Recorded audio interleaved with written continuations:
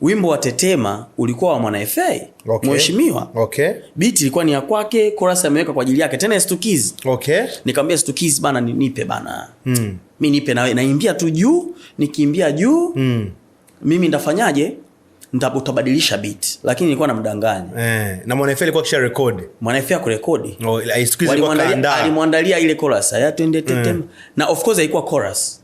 Ulikuwa zamani ilikuwa kwenye beat ikipigwa kama kuna sauti unaanza nazo mwanzo. Kaza kwa ndani ya beat hivi. Kwa kile kitetema alikuwa ameweka kama intro, ilikuwa kama trend imeingia. Mtu anaweza kama anaangalia vitu viongei. Kama nyimbo inaanza kama kitu kinalia chini. Kwa hata kwenye ile beat wakawa wameweka visauti chini kama twende Tetema. Oh mama Tetema. Kama imekaa kwenye phone hivi.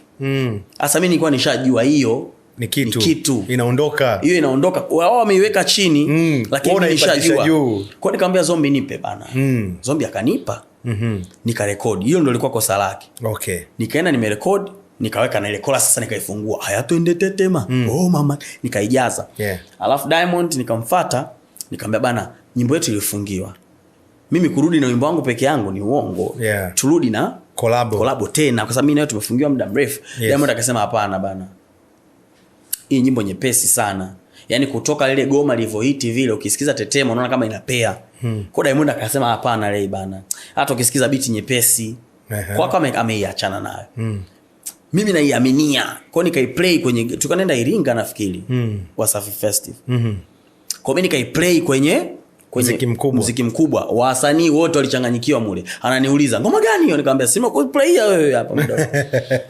Bana tukifika Iringa nifanye. Sasa tukifika Iringa nikataka mistari tu miwili ya Diamond kwa sababu najua Stukiz alikuwa amefanya kazi na Vanessa na Diamond lakini haikuwa hiyo official sana na Diamond. Ana ndoto. Yes, ana ndoto sana kufanya kazi na Diamond. Diamond alima mistari hiyo.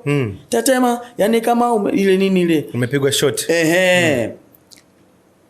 Alipopiga ile mistari miwili tu nikamtumia chombeza Stukiz.